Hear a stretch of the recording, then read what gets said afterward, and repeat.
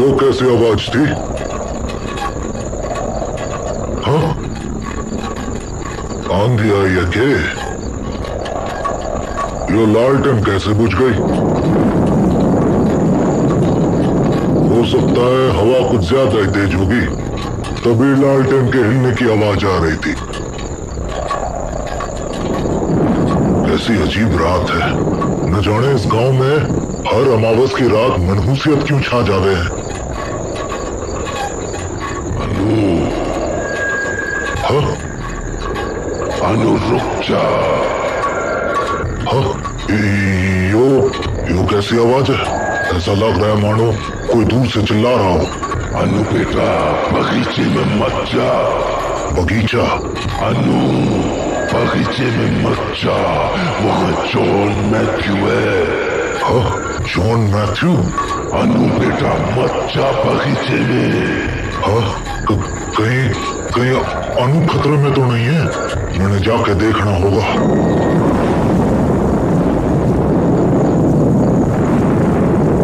रात निकली जा रही है, ना जाने चौधरी जी कहाँ रह गए।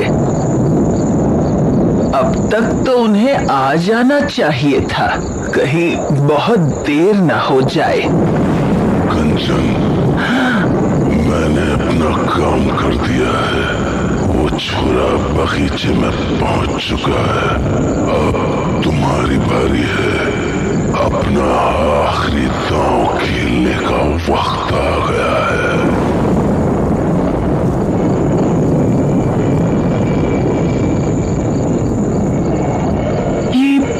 माँ इतनी रात को बाहर क्या कर रही है? कहीं वो आज रात दोबारा बगीचे में तो नहीं जाने वाली है?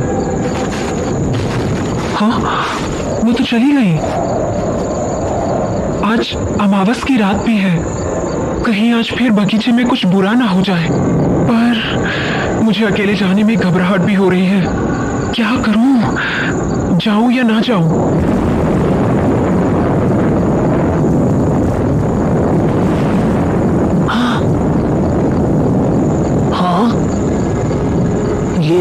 ये मासी क्या कर रही है? और वो भी इतनी रात को? हाँ, मासी कहाँ गई होंगी? हाँ, यहाँ तो कोई भी नहीं है और बाहर का दरवाजा भी खुला है। कहीं मासी बगीचे में तो नहीं गई हैं? जाकर देखता हूँ।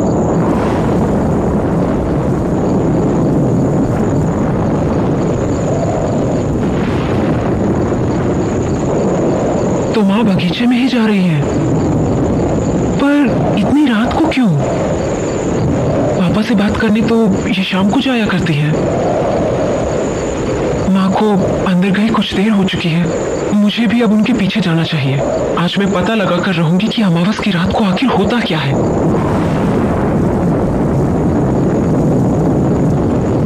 अन्नू बेटा, कहाँ जा रही है? अंदर मत जा बेटा, बगीचे के अंदर मत जा। पापा? वापस लौट जा। पापा? अनु! अनु! राजवीर? ये तो राजवीर की आवाज थी। कहीं वो किसी मुसीबत में तो नहीं फंस गया? जाकर देखती हूँ।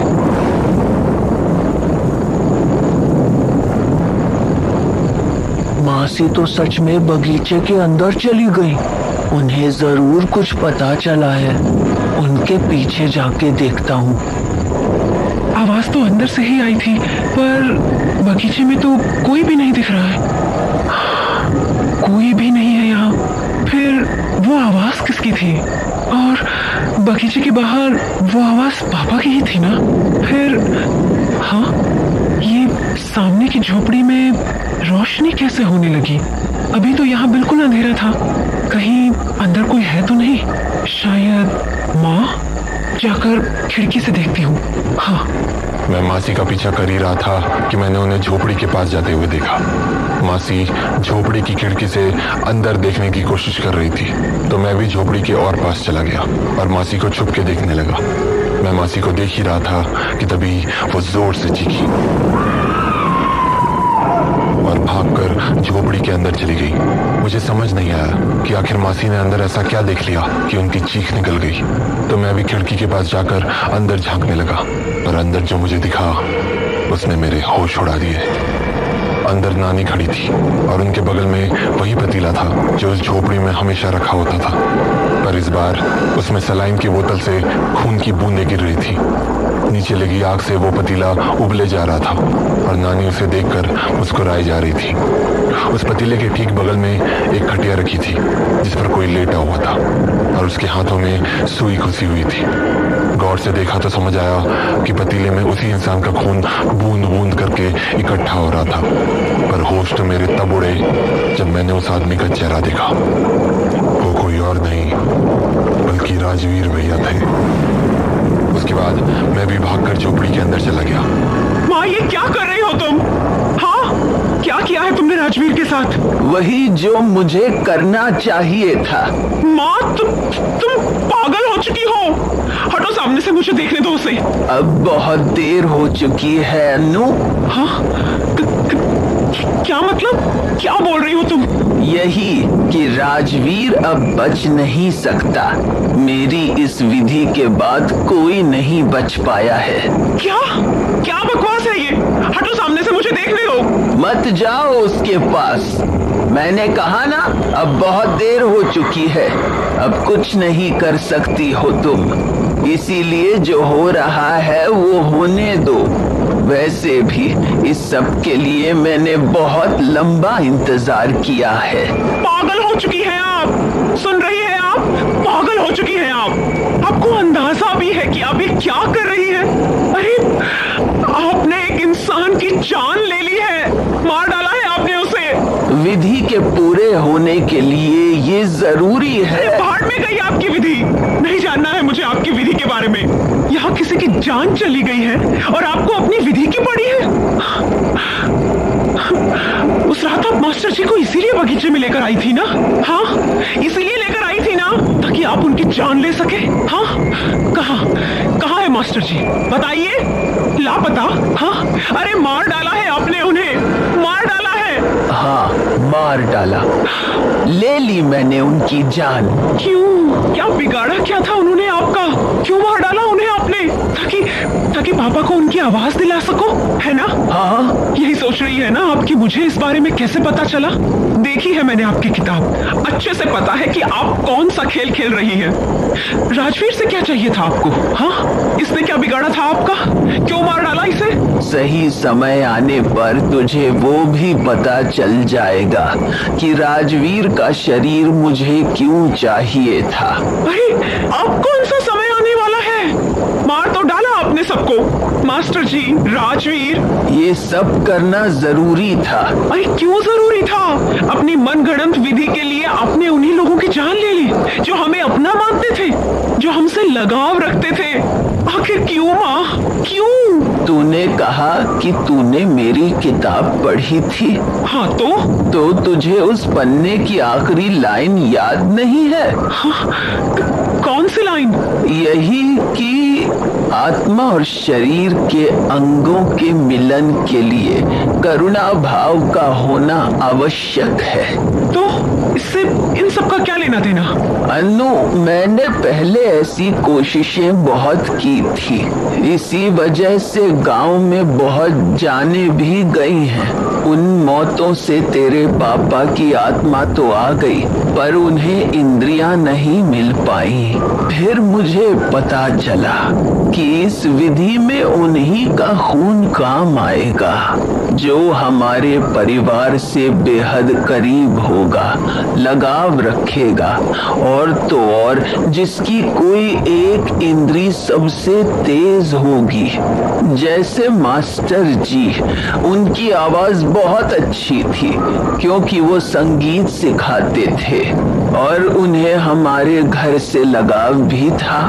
इसीलिए मुझे अपनी विधि पूरी करने के लिए उनका इस्तेमाल करना पड़ा। फिर तुमने पापा की आंखों के लिए किसका इस्तेमाल किया? हाँ, जीजा जी, माँ, तुमने जीजा जी को? पापा पापा के साथ क्या हुआ था मासी? वही जो मास्टर जी और राजवीर के साथ हुआ। तेरी नानी ने अपनी विधि पूरी करने के लिए उन्हें भी नहीं छोड़ा। मैं उन्हें मारना नहीं चाहती थी। अच्छा, तो क्या चाहती थी आप? हाँ, जिस रात कुंदन के पापा ट्रांसफॉर्मर ठीक करने यहाँ आए थे, उस रात मैं यहीं इसी झोपड़ी में थी और मुझे हाल ही में पता चला था कि विधि पूरा करने का सही तरीका क्या है। इसीलिए मैंने ये सोचा था कि उनका बस जरा सा खून निकालूंगी। और सच कहूं तो मैंने थोड़ा ही खून निकाला था, पर शायद इस विधि का विधान ऐसा ही है। एक बार किसी इंसान का थोड़ा भी खून अगर इस विधि में इस्तेमाल हो जाए तो उसका बचना नामुमकिन हो जाता है। शायद इसीलिए कुंदन के पापा की भी मौत हो गई। वाह वाह वाह, कितनी आसानी से आपने उनकी मौत को विधि का विधान बता दिया। उनकी ही नहीं, सभी की मौत को। जबकि उन सबकी गलती बस इतनी थी कि उन्हें हमारे परिवार से लगाव था, प्यार था। शुक्र मना कि तू बच गया कुंदन, वरना तेरी नानी का बस चलता तो तेरी, मेरी, हम सबकी बलि दे दी होती इन्होंने। फालतू की बातें मत कर अनु, ये सब मैंने तुम्हारे लिए ही किया है। बस कीजिए माँ, बहुत हो गया आपका, बहुत कर लिया आपने हमारे लिए, अब बख्श दीजिए हमें। मासी, मम्मी। मम्मी की चीख सुनते ही हम लोग भागे भागे घर तक गए, पर वहां पहुंचने पर मैंने जो देखा उससे मेरे अंदर इतनी ज्यादा दहशत भर गई कि मेरा शरीर पत्ते की तरह कांपने लगा। हमारा घर धू धू कर जल रहा था और सामने जॉन मैथ्यू और उसके लोग खड़े थे। वहीं जमीन पर मम्मी बेहोश पड़ी थी। मम्मी को जमीन पर बेहोश देखकर मैं भागकर उनके पास चला गया। जॉन मैथ्यू, ये क्या किया तुमने? वही जो मुझे बहुत पहले कर देना चाहिए था। कुछ ज्यादा ही मोहलत दे दी थी तुम लोगों को मैंने, पर फिर मुझे ख्याल आया कि तुम सब की अकड़ तो इसी घर में है ना, और अगर मैंने ये घर ही तुम लोगों से छीन लिया, उसके बाद तो तुम लोगों के लिए इस गांव में कुछ भी नहीं बचेगा। तो देखो, घर तो धो धो कर जल रहा है। अब कहाँ रहोगे तुम लोग? हाँ, तुम्हारी हिम्मत कैसे हुई? हिम्मत? यहाँ मैंने तुम्हारा घर जला दिया है और तुम हिम्मत की बात कर रही हो? अन्नू चौधरी, मैंने कहा था ना, तुम्हें अंदाजा भी नहीं है कि मैं क्या क्या कर सकता हूँ। देख लिया ना तेरी बात ना मानने का नतीजा। अब तो सामान भी मानने की नौबत नहीं रही। मुंह क्या देख रही हो मेरा? अपने परिवार को उठाओ और निकलो यहाँ से, वरना तुम सभी के टुकड़े टुकड़े करके कुत्तों को खिला दूंगा, समझी ना? ए जॉन मैथ्यू, जबान संभाल के बात करो। ये लो, रस्सी जल गई पर बल नहीं गया। अरे अपने घर को गौर से देखो अनु चौधरी, तेरी सारी पकड़ कैसे आग में जल रही है। भरोसा नहीं होता तो अपनी माँ को ही देख लो, कैसे अकड़ मिट्टी में मिलकर रह गई है। क्यों रे बुढ़िया, सही कहा ना?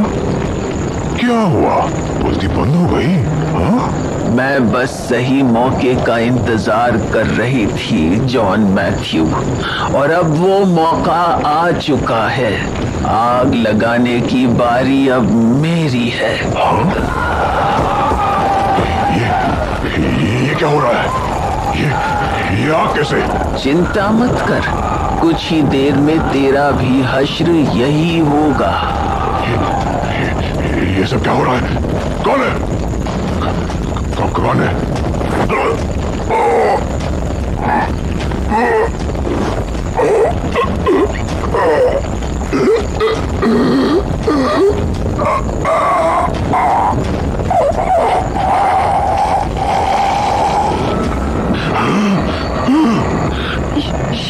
ये ऊपर कैसे?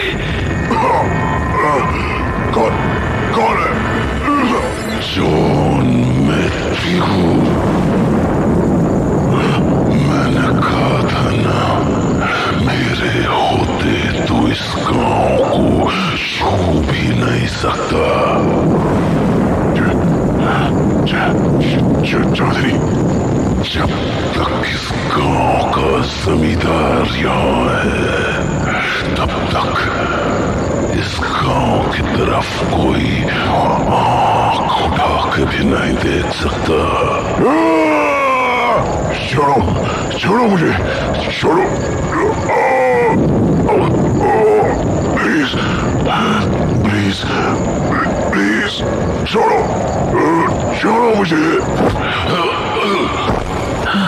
चौधरी जी, अरे कंचन, चिंता मत करो, इसकी एक दो लातों से मुझे कुछ नहीं होने वाला। बचाओ बचाओ बचाओ।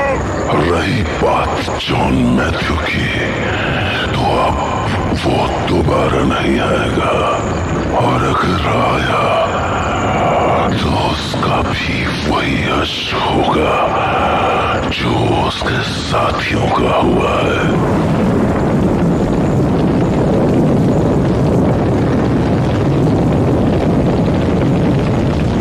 देख ले अनु, तू भी देख ले कुंदन, तुम दोनों के सारे सवालों के जवाब तुम्हारे सामने हैं।